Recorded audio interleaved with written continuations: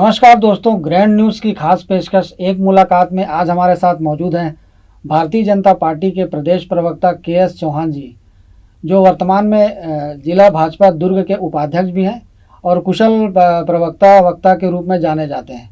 तो तमाम तरह के सवालातों के साथ अब को जवाब देने के लिए हाजिर है के.एस. चौहान जी। आइए हम इनसे सवालों की शुरुआत करते हैं। सर, ग्रैंड न्यूज़ में आपका स्वागत है। नमस्कार सर, सबसे पहला सवाल है कि चूँकि अभी विधानसभा चुनाव समीपी है, कुछ महीनों के अंतराल में होने वाले, आचार संहिता भी लगेगी कुछ दिनों बाद जी। तो वर्तमान में भाजपा को प्रदेश में आप कितनी मजबूत स्थिति में देख पाते हैं? देखिए, भारतीय जनता पार्टी हमेशा से मजबूत स्थिति में रही है और रहेगी भी। इनके खुद के उप मुख्यमंत्री जी का ही वक्तव्य था जब कोई किसी पत्रकार ने उनसे पूछा कि क्या एंटी इनकम्पेंसी थी पिछली बार का जो चुनाव भारतीय जनता पार्टी हार गई, तो उनका यही बोलना था कि एंटी इनकम्पेंसी का 25% ही रोल था, 50% हमारे मैनिफेस्टो का रोल था, जिसमें कि उन्होंने खुद बोला कि हमारे अभी 12 जो कणिकाएं हैं उसमें काम चल रहा है और 12 को तो हमने छुआ भी नहीं है। और जनता ये भली भांति जानती है संजय जी कि पिछले 4.5 पौने 5 सालों में जो भूपेश सरकार है उसमें क्या हुआ है और पिछले 15 सालों में रमन सरकार जो थी उसमें क्या हुआ। और आज की जनता और भी बहुत ज़्यादा समझदार हो गई है। वो जानती है कि हमारा लाभ मतलब जनता का लाभ, हमारे प्रदेश का लाभ किसमें है। वो किसी भी दल के तरफ नहीं रहती है, वो सिर्फ ये देखती है कि हमारा लाभ किसमें है। चौहान जी, मैं आपको यहाँ पे टोकना चाहता हूँ क्योंकि आप लाभ वाली बात करें, जो जनता बिल्कुल जागरूक है, जनता नो डाउट। लेकिन अभी चूंकि जो वर्तमान सरकार है, भूपेश बघेल की जो सरकार है, उनके द्वारा सभी वर्गों के हितों के लिए काफ़ी कार्य किया जाता है। चाहे आप ग्रामीण क्षेत्रों की बात करें, किसान मजदूरों से जुड़ी बात करें, महिलाओं के उत्थान को लेकर के बात करें, युवाओं को स्वरोजगार से जोड़ने की बात करें, इसमें भूपेश सरकार द्वारा लगातार नई नई योजनाएं लाई जा रही हैं, लोग लाभान्वित हो रहे हैं। तो इस पर आपकी क्या प्रतिक्रिया है? संजय जी, आपने वादा किया शराबबंदी का, नहीं किया। आपने वादा किया अनियमितीकरण का नियमितीकरण नहीं किया। आपने 200 फूड पार्क का वादा किया, वो नहीं किया। आपने 1500 वृद्धा पेंशन का वादा किया, वो नहीं किया। आपने विधवा पेंशन का वादा किया, वो नहीं किया। आपने स्व सहायता समूह की महिलाओं का कर्जा माफ करने के लिए कहा, वो नहीं किया। आपने 8 लाख PM आवास योजना के जो राज्यांश था वो नहीं भरा, जिसके कारण 8 लाख परिवार सड़क पे है और उनके उसमें छत नहीं है। आपने 1 रूम का मजदूरों से वादा किया था कि हम घर बना के देंगे, वो नहीं किया। आपने बिजली बिल हाफ का वादा किया था, 400 यूनिट पे रोक दिया। आपने जो संपत्ति कर का वादा किया था हाफ कर देंगे, उसमें यूज़र चार्जेस और लगा दिया। और ये तो हो गई वादों की बातें, और भी है, लंबी लिस्ट है। आपने भ्रष्टाचार कितना किया? 2000 करोड़ का आपने भ्रष्टाचार किया शराब घोटाले में, 500 करोड़ का आपने कोयला घोटाले में किया, चावल के घोटालों की आप चौहान जी बात करें, घोटाले अभी जांच पे हैं जी। इसमें अपन किसी को अभी दोषी नहीं ठहरा। ना, जांच पे एक अलग बात होती है। मैं मानता हूँ आपकी अपराधी और आरोपी में फर्क होता है, लेकिन आज जहां पर भी ईडी जा रही है तो वहां पर कुछ ना कुछ बरामद हो रहा है। उनके जो करीबी लोग हैं उनसे इतना कैश, संपत्तियां बरामद हो रही हैं, पेपर्स बरामद हो रहे हैं, बिना किसी आधार पे तो नहीं होता है ये सब चीज़ें। जहां पर ये सभी चीज़ें, और कहीं भी जहां पर भी ईडी गई है वहां पर वो खाली हाथ नहीं आई है। तो इसका मतलब क्या हुआ? इसका मतलब ये हुआ कि कहीं ना कहीं दाल में काला है और इनके करीबी लोग हैं, इनके करीबी लोग ही काम कर रहे हैं। तो इसका मतलब क्या है कि आप किसके संरक्षण में? आज आप ये खुद देख लीजिए कि जो अधिकारियों के ऊपर जो पहले कार्रवाई हुआ करती थी लोकायुक्त की, आज 4.5 साल से किसी भी लोकायुक्त में किसी का कोई भी कार्रवाई नहीं हुई। लेकिन मुख्यमंत्री जी का ये भी कहना है कि कार्रवाई केवल कांग्रेस नेताओं पर हो रही है, अन्य प्रदेशों में भी जो कांग्रेस शासित राज्य, वहां लोकायुक्त तो प्रदेश में करता है ना, तो आप प्रदेश में क्यों नहीं करवा रहे? आज ये देखिए कि मध्य प्रदेश में कितनी लोकायुक्त की हो रही कार्रवाई, आप कैसे बोल सकते हैं? और दूसरी बात यह है कि जहां भ्रष्टाचार होगा वहां तो कार्रवाई होनी ही चाहिए, क्यों नहीं होनी चाहिए? और अगर जहां पर भ्रष्टाचार हो रहा है और डरले से हो रहा है, मैं ये बोलता हूं कि आप लोग PIL दाखिल क्यों नहीं करते हो? आप क्यों नहीं सड़क पर उतरते हो? आप क्यों नहीं सदन में बोलते हो कि यहां पर भ्रष्टाचार हुआ है और इसको रोका नहीं गया? क्यों नहीं कर रहे हो? ये बताइए आप। और कार्यपालिका का काम कार्यपालिका करती है, न्यायपालिका का काम न्यायपालिका करती है और विधायिका का काम विधायिका करती है। ईडी जो भी है वो कार्यपालिका है और जहां पर भी वो जा रही है उसको कुछ ना कुछ बरामद हो रहा है, खाली हाथ वो नहीं जा रही है और किसी को ऐसे ही परेशान नहीं कर रही है। मैं ये बोलना चाहता हूं, रविंद्र चौबे जी हैं, मंत्री हैं, है ना, उनके पास ईडी क्यों नहीं गई? रुद्र गुरु के पास क्यों नहीं गई? आपके ताम्रध्वज साहू जी के पास क्यों नहीं गई? मुख्यमंत्री जी के पास क्यों नहीं गई? वो ईडी तो सबके पास जा सकती है। और दूसरे जो अनिला भेड़िया है जो यहाँ पर मंत्री हैं उनके पास क्यों नहीं गई? तो वही बात है ना। लेकिन मुख्यमंत्री जी का ये कहना है कि चूंकि ईडी जो है वो जानबूझकर कांग्रेसी नेताओं को परेशान, न खाऊंगा न खाने दूंगा, ये मोदी जी का वक्तव्य है और वो उसमें चल रहे हैं। अगर ईडी कहीं जा रही है, सीबीआई कहीं जा रही है, तो अब सीबीआई पे आपने क्यों रोक लगाई? यहाँ पर सीबीआई काम नहीं कर सकती, यहाँ पर राज्य की परमिशन चाहिए रहती है सीबीआई को किसी भी राज्य में काम करने के लिए। सीबीआई को रिकमेंड करती है राज्य सरकार ही, तो वो क्यों नहीं आ रही है? इसलिए ईडी को अपना काम करना पड़ रहा है। क्यों? आप अगर भ्रष्टाचारी नहीं है तो आप इस चीज से डरते क्यों हैं? और जितने भी लोग इसमें फंसे हैं और जिनकी जमानत नहीं हुई है, और ईडी का काम तो सिर्फ चंद दिनों का ही रहता है, उसके बाद तो ट्रांसफर हो जाता है न्यायपालिका में। न्यायपालिका जज जो है वो तो किसी की तरफ नहीं रहता, वो तो किसी दल का नहीं है, और कार्यपालिका भी किसी दल की नहीं है। वो वहां पर जो निर्णय लेगी, आपके पक्ष में निर्णय क्यों नहीं आया? आपकी जमानत रद्द क्यों कर दी गई? ये भी बताइए ना। 5,000 पन्ने की चार्जशीट फाइल की जाती है और उनकी जमानत रद्द हो जाती है, क्यों? आखिर जज उस जो कार्यपालिका के जो लोग हैं, जो नौकरशाही लोग हैं, जो अफसर हैं, उनको भी तो फटकार लगाती है ना। ऐसा तो नहीं है कि नहीं लगाती है। अगर कानून के हिसाब से नहीं होगा, और एक भी आप कार्रवाई ऐसी ईडी की बता दीजिए जो कानून के खिलाफ हुई हो और कानून के दायरे में न रह के की गई हो, एक भी चीज, उसको अगर आप चैलेंज कर दीजिए तो चैलेंज करिए आप कोर्ट में। कोर्ट इसका फैसला देगी, कोर्ट फटकार लगाएगी, क्यों नहीं लगाएगी? संविधान के हिसाब से, कानून के हिसाब से जो होगा वही ग्राह्य होगा। चौहान जी, अगर दूसरे मुद्दों की बात करें तो अभी बीजेपी में हाल ही में संभवतः कल ही जनता कांग्रेस के एक विधायक जी प्रवेश किए हैं जी। तो उनके आने से उस क्षेत्र के मतदाताओं को कितना लाभ मिलेगा और पार्टी को कितना लाभ मिलेगा? देखिए, पार्टी को लाभ तब मिलता है, भारतीय जनता पार्टी को लाभ तब मिलेगा जब जनता को लाभ मिलेगा। अगर जनता खुद जुड़ना चाहती है, उनके जनप्रतिनिधि खुद जुड़ना चाहते हैं और वो उस विचारधारा के साथ जुड़ना चाहते हैं जिसपे कि छत्तीसगढ़ की जनता का लाभ हो सके, उनकी क्षेत्र की जनता का लाभ हो सके, तब वो भारतीय जनता पार्टी के साथ जुड़ते हैं। जैसे सिर्फ जनप्रतिनिधि ही नहीं, बहुत सारे आईएएस ऑफिसर और जो इन्फ्लुएंसर जो हैं, जो हमारी अपना बॉलीवुड के जो कलाकार हैं और बहुत सारे और भी दूसरे कलाकार जो हैं, तो वो लोग भी भारतीय जनता पार्टी ज्वाइन किए हैं। वो क्यों किए हैं? क्योंकि रीति नीति से, वो भारतीय जनता पार्टी की रीति नीति, और कि कोई भी आदमी किसी आदमी से जो पहले नहीं जुड़ता, वो जुड़ता है विचारधारा से, वो जुड़ता है उसके सिस्टम से, वो जुड़ता है उसकी रीति नीति से। तो लोगों को जो पसंद आ रहा है, और 18 करोड़ लोग विचारधारा से जुड़े हुए हैं, जो कि विश्व की सबसे बड़ी पार्टी है, राजनीतिक पार्टी भारतीय जनता पार्टी। चूंकि आप प्रदेश प्रवक्ता के महत्वपूर्ण पद पर हैं, तो हम हमसे ये जानना चाहते हैं कि इस बार भाजपा में टिकट है जो वितरण का मापदंड है वो क्या रहेगा? क्या सिटिंग एमएलओ को ही टिकट मिलेगी?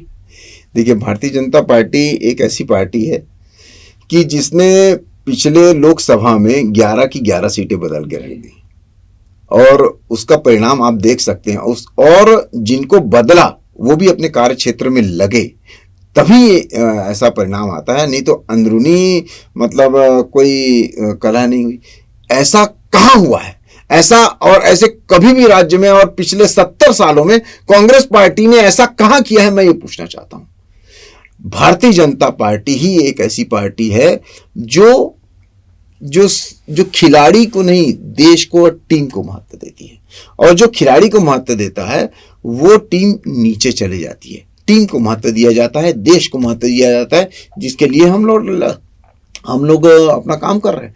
भारतीय जनता पार्टी की ये रीति नीति है और उस रीति नीति के हिसाब से जो जनता के लिए काम करेगा, जो जनता के लायक है, उसी को टिकट दिया जाएगा। जो विनिंग कैंडिडेट होगा उसी को टिकट दिया जाएगा। एक जो पत्रिका थी जिनका सर्वे हुआ था और उन्होंने बोला कि 66% लोगों ने ये बोला, जनता ने बोला सर्वे में कि अब हम, पिछली बार हमने पार्टी को और उनके वादों को वोट देख के वोट दिया था, अब हम जो जनप्रतिनिधि है, जो विधायक है, उसको, जो विधायक का प्रत्याशी है, उसको देख के हम लोग अपनी वोट देंगे।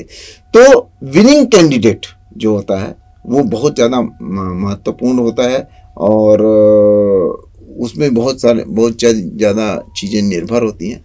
और जो उस रीति नीति से, उस सिस्टम से, भारतीय जनता पार्टी की जो सिस्टम है उसको फॉलो करे, वही आगे चुन के आएगा। भले उसमें बदलना पड़े, ना बदलना पड़े, नए लोगों को लाना पड़े, ना लाना पड़े, वो एक अलग मैटर है।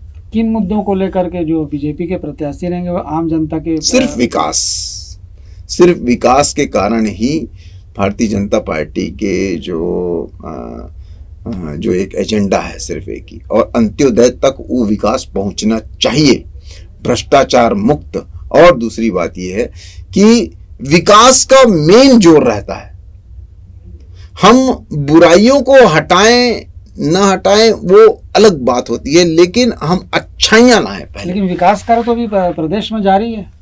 सड़कों का निर्माण जितना भी सड़कों का निर्माण हो रहा है, जितना भी आवारा मवेशियों को रखा जा रहा है पूरे प्रदेश में, 3,948 गौठानों का सर्वे हुआ। भारतीय जनता पार्टी के कार्यकर्ता 3,948 गौठानों में गए। 10,866 गौठानों का इन्होंने बोला था, जिसमें से 8,000 कुछ इन्होंने गौठान बनाई है। उसमें से 3,948 गौठानों में गए।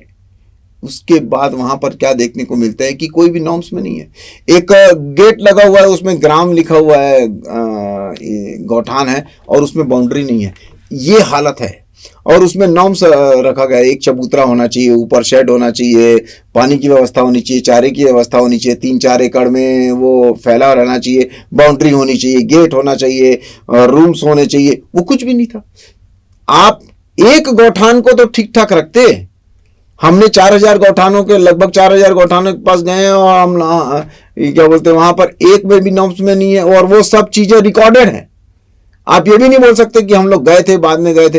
और मजे की बात यह है कि वो देखा से कि मतलब डर के कुछ गाय को उसी समय ला के बांध रहे हैं। आप खुद यहाँ के बाशिंदे हैं। अब हम यहाँ से रोड में, जहाँ से कौन सी रोड में गाय मवेशी नहीं घूम रहे हैं। अगर ये योजना कारगर होती तो क्या होता बताओ। अभी एक सवाल और आपसे है कि हाल फिलहाल में अपना अमित शाह जी का लगातार छत्तीसगढ़ दौरा जारी है। तो उनके दौरे से चूंकि आके लगातार उनके द्वारा भाजपा नेताओं की बैठकें ली जा रही हैं। अभी ये भी जानकारी सामने आ रही कि आने वाले दिनों में प्रधानमंत्री जी का भी प्रवास होने वाला है छत्तीसगढ़ में। तो क्या वजह आप देखते हैं कि अभी केंद्रीय मंत्रियों का लगातार यहाँ दौरा हो रहा है। तो पार्टी कार्यकर्ताओं को क्या एक प्रकार से बोला जाए कि जागृत करने आ रहे हैं, सुप्त अवस्था में है कि किसी तरह की रीति नीति जो भाजपा की केंद्र सरकार की योजनाएं वो जो आम लोगों तक क्या भाजपा कार्यकर्ता नहीं पहुंचा पा रहे हैं। मैच तो टीम ही लड़ती है, भले कोच कोई भी आए, और कोच अच्छे से अच्छा लाना हमारी जवाबदारी रहती है। किसी भी देश की और किसी भी संस्था की जवाबदारी रहती है कि कोच अच्छा है। कोच आएगा, लेकिन मैच जो खेलेंगे, खिलाड़ी जो खेलेंगे, वो तो यहीं के खेलेंगे, जिले के जिले में खेलेंगे और प्रदेश के प्रदेश में खेलेंगे। क्यों नहीं खेलेंगे? और क्यों मार्गदर्शन नहीं आना चाहिए? क्यों मार्गदर्शक नहीं आना चाहिए? मार्गदर्शक बहुत जरूरी है। हम सब जानते हैं क्या हमारे पास जब ऊपर में और कोई मार्गदर्शक आएगा तो क्या हमारा वर्किंग कैपेबिलिटी, हमारा कार्य क्षमता, हमारी कार्य करने की शैली क्या नहीं सुधरेगी? बिल्कुल आना चाहिए कि नहीं आना चाहिए? और वहीं पर अगर मान लीजिए हमारे यशस्वी प्रधानमंत्री जी आते हैं, मान लीजिए, और सिर्फ चुनावी वर्ष में क्यों आना हो रहा है? ये बहुत अच्छा सवाल है। ये बहुत अच्छा सवाल है। चुनावी वर्ष में ही आना क्यों जरूरी है? तो उसके पहले भी हमारे प्रधानमंत्री जी आए हैं। अब आप बोलेंगे कि चुनावी वर्ष में ही आए थे, तो ये पूरे कार्यकाल में वो दो तीन बार आ चुके हैं छत्तीसगढ़। मैं ये पूछना चाहता हूँ, पिछले जो 10 साल का जो मनमोहन सिंह का कार्यकाल था यूपीए सरकार का, उसमें सिर्फ एक बार आए थे मनमोहन सिंह जी, सिर्फ और सिर्फ एक बार 2019 में। 2019 में वो आए और वो बस अपना काम करके, सॉरी 2014 में आए, 2019 में भी नहीं, 2014 में आए थे एक बार और चुनावी रैली को संबोधित करके चले गए। एक बार आए थे और वो कुछ करके नहीं गए। पिछली बार जब हमारे यशस्वी प्रधानमंत्री जी आए थे तो वो 7,400 करोड़ की सौगात दे के गए भाई साहब, जो छत्तीसगढ़ को, जिसकी जो मुख्य धारा से जोड़ने की काम है रोडों का, जो रोड के काम में आप देख रहे हैं, आप बोल रहे थे, तो वो रोड का काम 90% जो काम चल रहा है वो केंद्र के पैसे से चल रहा है, राज्य के पैसे से नहीं चल रहा है। किसी यहाँ के जो विधायक हैं वो उनके पैसे से नहीं चल रहा है, किसी राज्य सरकार ने उनको फंड नहीं दिया। क्योंकि आपके द्वारा ऐसा बताया जा रहा है कि केंद्र सरकार के के सहयोग से कार्य चल रहा है, लेकिन ये बहुत कम लोगों को सब चीजों की जानकारी रहती है। भाजपा जो नेता कार्यकर्ता है वो आम लोगों तक केंद्र सरकार की रीति नीतियों जो उनके द्वारा किए जा रहे हैं, लोगों की मूलभूत सुविधाएं उपलब्ध कराने नहीं, हम जागरूक कर रहे हैं। और एक आम जनता क्या सोचती है संजय जी, कि ये जो हमारे को जो योजनाएं मिल रही हैं, सरकारी योजनाएं जो मिल रही हैं, वो ये रिकॉग्नाइज नहीं कर पाती है कि ये केंद्र की है कि ये राज्य की है। वो ये समझते हैं कि जो सरकारी बाबू आ रहे हैं, जो सरकारी अधिकारी आ रहे हैं, वो हमारे को ये योजनाएं दे रहे हैं। हर घर में कम से कम 8 से 10 योजनाओं का लाभ मिल रहा है केंद्र की सरकार का। लाभार्थी योजना क्या है चौहान जी, हम आपसे जानना चाहेंगे। कई लाभार्थियों को भाजपा द्वारा सम्मानित किया जा रहा है। जी, लाभार्थी योजना वही है जिसको लाभ मिल रहा है और केंद्र की योजनाएं हैं उससे लाभ उठा रहे हैं, और यही लाभार्थी योजना है, उनका सम्मान किया जा रहा है। तो चूंकि अभी इसकी बात की जाए, चूंकि आप दुर्ग जिले के ही रहवासी हैं जी, तो दुर्ग से संबंधित एक सवाल आपसे करना चाहता हूँ। क्योंकि वैशाली नगर विधानसभा चुनाव की अपन बात करें तो वैशाली नगर की जो सीट है वो विद्यारतन भसीन जी के निधन के पश्चात से खाली। अब आने वाले समय में अभी उपचुनाव तो संभव नहीं है, तो आने वाले समय में वहाँ भी विधानसभा चुनाव होंगे। तो ऐसा चूंकि हमारी जानकारी में आ रहा कि वहाँ वैशाली नगर विधानसभा क्षेत्र का प्रत्येक कार्यकर्ता अपने आप को वहाँ रिप्रेजेंट कर रहा है कि मैं इस बार दावेदार हूँ। हर जगह इसको लेकर के यहाँ काफी मतलब हर जगह ऐसा ही है। आप कहाँ ऐसा नहीं है? वहां पर क्या होता है कि जहां मान लीजिए कि जनप्रतिनिधि पहले से स्थापित है, वहां पर लोग कम सोचते हैं कि हमारा चांस नहीं है। लेकिन जहां पर सीटें खाली हैं, जहां पर पहले के जनप्रतिनिधि हार चुके हैं, ऐसी कौन सी सीट है मुझे बता दीजिए जहां पर जनप्रतिनिधि ज़्यादा ना हो, जनप्रतिनिधि के दावेदार जो हैं वो ज़्यादा ना हो। लेकिन वैशाली नगर विधानसभा क्षेत्र में तो गुटबाजी नजर आने लगी है। चूंकि महिला कार्यकर्ताओं की बात करिए आप, चाहे पुरुष पर कार्यकर्ताओं की बात करिए, एक मंडल स्तर का पदाधिकारी भी है, वो भी अपने आप को दावेदार बताते हैं, अपने आप अलग से तैयारी की जा रही है उनके द्वारा। हर मिट्टी को हक है कि वो मूर्ति बने, हर मिट्टी को हक है कि वो मूर्ति बने, लेकिन उसके लायक बनना जरूरी है। मिट्टी अगर मूर्ति बनने के लायक है तभी वो मूर्ति बनती है और तभी वो लोगों को लुभाती है।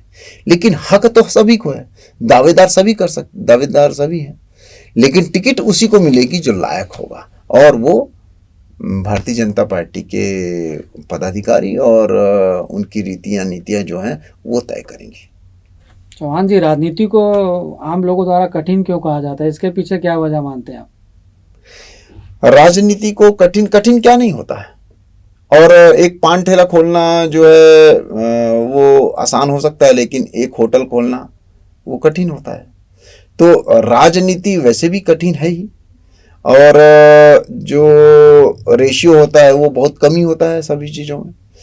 राजनीति एक्चुअल में जो राजनीति को ऐसा समझते हैं। दर्शकों, ये थे हमारे साथ के.एस. चौहान जी, जो प्रदेश भारतीय जनता पार्टी के प्रवक्ता हैं। इनके द्वारा तमाम तरह के हमारे सवालों का जवाब दिया गया। आगामी विधानसभा चुनाव से लेकर के विधानसभा चुनाव में भाजपा जो है किन मुद्दों को लेकर के लोगों के बीच जाएगी, केंद्र सरकार की योजनाओं तो तक को लोगों तक पहुंचाने, छत्तीसगढ़ सरकार की असफलताओं तक आम जनता तक पहुंचाने बताने भाजपा द्वारा लगातार संघर्ष किया जा रहा है।